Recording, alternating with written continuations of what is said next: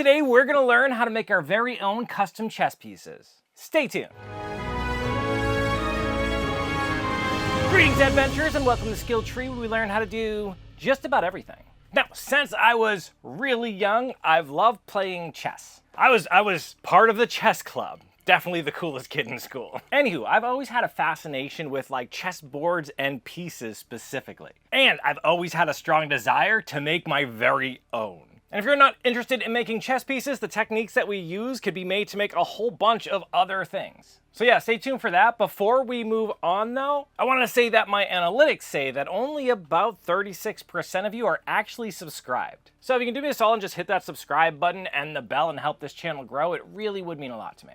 Okay, so the way I'm actually going to be making my chess pieces is out of this super sculpty clay. This is a polymer clay that you can actually harden right at home in your oven. It starts off pretty hard, but if you work it with your hands, it gets to be nice and soft. There's an innuendo in there somewhere, I'm pretty sure. In reverse, maybe. Hot tip while working with this stuff, though, if you get one of those little things for making pasta, they're actually really good for making like uniform sheets of this stuff to work with.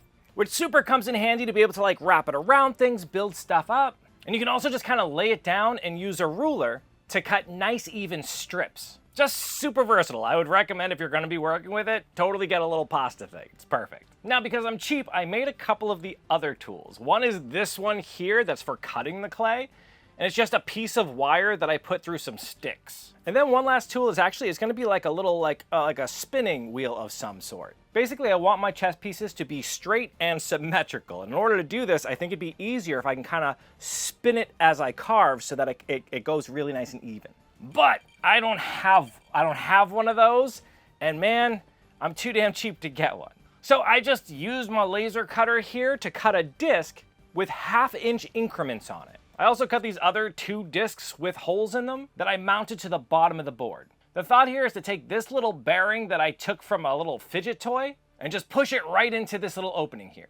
This will just allow this disc to spin freely. To mount it, I had this scrap piece of plywood that I glued some foam to the bottom of. And to the top, I just screwed on this like threaded rod mount that I had and used a screw with the same thread size to lock the bearing into place, making me a little disc that spins perfectly. I didn't go too into detail on how to build that because that's not what this is about. I literally just cobbled it together with crap I had around. So that's not, buy one. They're super cheap. I just didn't have the time. Now, starting with this, I didn't know a lot about sculpting with clay. I'd done it before a little bit, but I definitely learned a lot during this project. First and foremost, we want an armature to be in the middle of this thing. Not only is it going to supply some rigidity to it, but it's also going to make it so that the walls of the clay aren't so thick so that I can harden it all evenly. In order to do this, I just grabbed some wire, bending it in half and twisting it together for more structure. Then I measured it out to get just under the size that I'm looking for.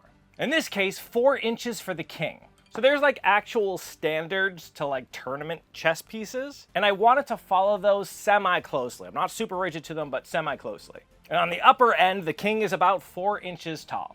Now I bulked out this armature a little bit more using some tin foil that I wrapped all around it tightly. Now to help it stick to my little disc there, I first put down a base layer of some clay, pushing it nice and secure to the piece. Then I plopped down the little legs of my king here right in the middle so that the clay holds it still. Then just kind of spun it around and eyeballed it to see if I had it centered. I was just kind of looking at it from the top and spinning it, and if it looked like it was going like this, it wasn't centered, right? So I just kind of kept fiddling with it until it was right. Once I was happy with that, I rolled up some little sausages of clay and used those to slowly build up all around my armature. Then just used my thumbs to smooth them together to make it one unified piece. All right, so to hold this whole thing secure while I'm working, I used this clamp here. But it actually turned out to double as a nice little tool rest, keeping my hand even and my tool kind of at the proper distance. And this is why I wanted this little rotating table, right? All I would have to do is hold my tool steady and then slowly kind of turn it around, taking off an even amount all around the center. Just make it way more even than I'd be able to do by hand, almost like using a lathe with wood. Once I was close with that, I went around with some more of my tools here and just tried to even out any inconsistencies. Oh, just as an FYI, the tool set I'm using is just this cheap one that I got from Amazon. I'll leave a link to it in the description below. I'd be more detailed, but I genuinely don't know what any of the tools are called. Never learned it. I should. Yeah, it'd be better for this video, right? Okay, so with the body of the king kind of the shape I'm looking for, I decided to start making the crown. To do this, I just grabbed some of these strips that I cut to build the lower band of the crown. Then use this little loop tool here to make it the thickness that I'm looking for and to take off any of the rough edges. Now for the top of his little crown, I just thought a little spike would look cool. So I sunk in a wire right in the very center, and then use this little triangular piece of clay that I cut to kind of sandwich around it. Then just use my tools to combine the clays together. FYI, whenever you're like putting the two pieces of clay together, there's the space between them, right? You kind of want to combine them together, so I was always taking some of my tools and just like blending them so they'd hold together a little better. For the top of the crown, I did exactly the same thing, wrapping around it with this band here, but making sure it's stuck up a little bit above the top. Then again, went in with this little ball tool here to just kind of combine the two together and smooth it out. Since that piece of clay is sticking up a little bit proud, I can go back in with a razor and just kind of cut out little slits there to mark where all of the little sharp pieces of the crown are gonna go. I don't know what that's called, little things in the crown, you know what I mean? For a little extra design, I just kind of held the back of that clay of the crown and used that ball tool to go all the way through to bring these little circular shapes to life. Then I just kind of cut down to the edges of those circles to make those pointed tops. Finally, I went around with that ball tool just to add a little bit extra interest to the edges of the crown. Happy with that, I used this little scrapey tool here to just kind of even out the base before using my wire to cut it from the wheel. And check that out, that's a little king. So I'm not gonna lie, as simple as these are, it's actually fairly complex to get things like really even and symmetrical, and so they're not leaning from side to side or whatever. I learned a lot from just messing with this one piece. And all of those techniques I used again and again in making all of these. Like here, making the queen, I did all exactly the same things. Building up around the armature, carving it around to make sure it was nice and even. I added an extra strip to the base of the crown to kind of build that out a little bit. Spinning it around with my little loop tool here to make sure I cut it like nice and sharp and exactly like the distance I wanted it to be. Then I just built up the crown, this time leaving it a little bit more rounded so I can differentiate the two easily. I also added this little middle strip here to fill up the distance, and then just a little ball to the top of it, because that's kind of like the standard queen thing. I feel like you see that all the time on top of the queen. Although at this point I did learn a fun little cool trick to like make them really smooth, get out all the fingerprints and tool marks. And that's by using some lighter fluid. Though I guess you could also use like paint thinner or denatured alcohol, but by using this with a brush, it actually just kind of melts the very surface of the clay and makes it nice and smooth. Finally, I just used this leather stamp here that has kind of a star design to make some more interest in the crown. Now I'm not gonna bore you too much with the bishop and the pawn, it's all exactly the same stuff. Bringing it around a circle, making sure it looks right, putting that little slit in the top of my bishop. Though I will say, I'm really proud of how clean the pawn came out. Look at that little bastard. He looks great. I'm happy with that. Again, the only way I'd be able to get it that even is because I had that little spinny wheel, man. That thing was the best thing I've created for this entire project. Really, really good.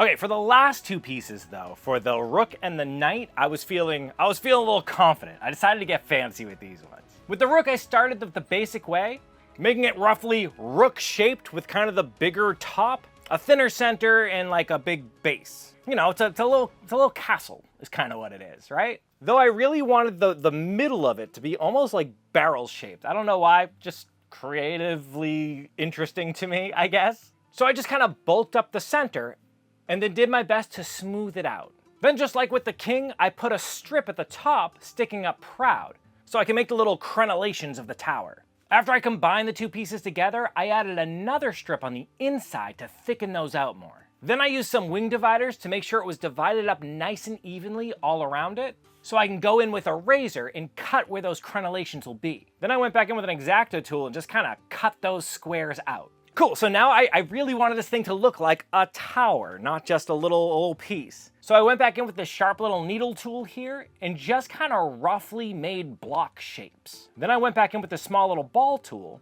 to just kind of really even those cracks out and make them look good. And after cleaning it up with the lighter fluid, look at how cool that looks. I even went back in and made the blocks for the tower. Oh man, I really love how cool this came out. Look at that. That little guy's sexy. I'm really proud of that one. So at this point, I'm really confident with it and super excited to jump into the knight. So like the knight in a chess set is what makes that chess set like really great. Most of the other pieces are fairly standard, but the knight is where like people take a lot of creative liberties and make it look cool. So I really wanted this one to stand out. For this one, I started with an armature that was roughly knight shaped. You know, it's a horse, right? It's a horse shape. And then of course, build it out with some foil. Not gonna lie, it looked kind of seahorse at this point. That'd be a cool set. Like an underwater, I don't really like theme sets. That's why this is mostly pretty standard. But still, might be fun. Anyways, to this, I added clay like we do, smoothing it out as I went and keeping it roughly the shape that I'm looking for. Now for its mane here, all I did was I took one of those sheets and I folded it in half, pinching it along where the mane would go, but leaving these little legs off to the side. This way I can position it onto the back and then just kind of smooth it out to make it all one piece of clay. So the design I'm going here is kind of realistic. I want it to look like a real horse. So I even busted out like a picture of horse anatomy to see how the muscles lay, adding these little round pieces to the cheeks here and blending that in to have those big muscles that are on the side of a horse's face, which automatically did make it look more horse-like. That was pretty good. Then I added these little ropes of clay to where like muscles would come down on the side of the neck, and then went back in with this ball tool to just kind of really define where those muscles would lay and kind of how the bone of like the cheek and the jaw and everything would sit. Since I had that jawline going, I used that to tell me kind of where to cut the mouth here. Then I went back in with that ball tool and just kind of put them in and pulled them out to make the nostrils of the horse. And this is already looking really cool. Like, I was surprised at how easy it was kind of following the anatomy of the thing to make it legitimately look like a horse. Like, this is coming out way better than it had any right to be. All right, so there's a trick when you're like drawing an eye where you actually draw the full circle of the eyeball, right? And you make it like an eyeball, and then you build the lids and stuff over it, and that gives it a better three-dimensional shape. Looks more realistic that way. But the same kind of applies here, I discovered, where I poked in the little holes here where the eyes would go, and then I rolled up a piece of clay. This little ball I then stuck into the eye sockets. This is sounding more and more like a horror movie, but just follow along. Next, I added these little thin strips of clay that would become the eyelids just over the eyeballs. Then used my ball tool to kind of just follow around the circumference of the ball that I made there, which really already just kind of made them look like eyelids. Like, it just kind of worked out. They looked really good. Then I just went back in with my razor blade and started adding some detail to the mane, making these little spikes and then going back in with another little knife just to make like the texture of hair. Just kind of broad strokes here to start getting all the shapes and pulling everything together. For the ears, all I did was I took some clay and I pushed it so it was nice and thin between my fingers. Cut them so they had kind of a little like triangle shape at the top but a long bottom, and then I took that little shape and I wrapped it around one of my tools. That little wrap shape is basically the shape of the ear.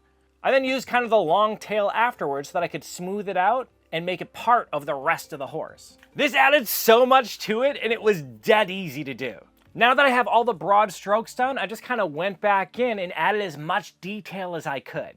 And I could not be more proud of how this damn horse came out. Complete surprise to me how good this is. Like, I sent multiple messages to like Maddie and anybody who would listen to be like, look at this thing I made. I'm so proud of it. Really cool. Anywho, with all my pieces done, I put them on like a cookie sheet with some baking paper on it, slid them into the oven, and set it for 275 degrees. The directions say to leave it in 15 minutes for every 1/4 inch of thickness. Now, since I had so many like varying thickness pieces, I just left it in for 45 minutes, but I checked it every 5 minutes because I was afraid that like the thinness of the horse's ears would burn. But they didn't. Everything looks really good. They are super solid. All the detail is exactly how I had them. With that good, all that was left to do is go back in with some sandpaper to smooth out any little imperfections I could see. Even using like this stiff nail file here, which helps kind of straighten out the bottoms, is also great for any inconsistencies in these thinner pieces that are sticking out here. Then I just wipe them down with a cotton swab that has alcohol in it, and they look super pretty. And look at how clean these came out. Are they perfect? Hell no, but they're mine. I made them with my hands. And I know what you're thinking. Sure, they're pretty, but that's not a whole chess set. You can't play a game of chess with that. But they're all I need for the next part, which will be a whole other episode because this one's already long. But what I'm gonna do is I'm gonna use them to make molds. From those molds, I can make it out of anything. I can make it out of like metal. I can make them out of like a liquid stone of some sort. Resin. I mean, there's so many possibilities of what we can do with this. But I am so proud of how these came out. Not only that, but they're even like, they follow the line correctly. Starting with the 4-inch king and making its way all the way down nice and evenly. The bases of them are correct for like how they should fit into the squares. All except the knight. I think the knight's a little bit small, but honestly, it's so cool. I don't care. He's beautiful. So proud. So yeah, leave in the comments section below what you'd like to see these made out of. I have a whole bunch of pewter left over we can make them out of. I also ordered this resin here that's supposed to be almost stone-like. We can make them look marble. I don't know, there's a whole bunch of different things we can do with it. Let me know what you think. Now, before I say my goodbyes, I wanted to go ahead and tell you about a podcast that I'm part of. My good friend Alarise invited Maddie and I to be characters on her podcast, Horizon Red. It's kind of like a sci-fi thriller, and I'd love for you to check it out. It's a show about paranoia, hope, and what it means to be human. I'm not going to tell you which character I am. I want you to figure it out for yourself. Let me know if you can hear which one is me and which one is Maddie. It has been so much fun acting on it, and I really hope you check it out. If you do, why don't you leave some love down in the comment section too to let us know what you thought. Now, if you liked what we did here today, why don't you give me some of that like it love, and don't forget to subscribe so you know when I release new content. In the meantime, though, keep leveling up, you. You made it to the end screen. YouTube loves it when you do that, and it's a fantastic way to support this channel. Another fantastic way to support this channel is by joining these people's noble ranks. These are our Patreon members, and we can't do this without them. You are the kings to my chess set, and I love you all very much. Special shout out to our Grand Master tier Patreons, Andrew Smith, Froggy, Dragon Designs, and Yuri Sashro. If you like what we do here and want to support us, consider joining our Patreon, link in the description below. Otherwise, you can click on one of these videos here that YouTube thinks you'd like, and that helps out a lot too. Now I must go. I'm genuinely eager just to cast these things. Let me know your favorite openings. I'm a Queen's Pawn man myself. It's boring, but a classic. I like the positional middle game.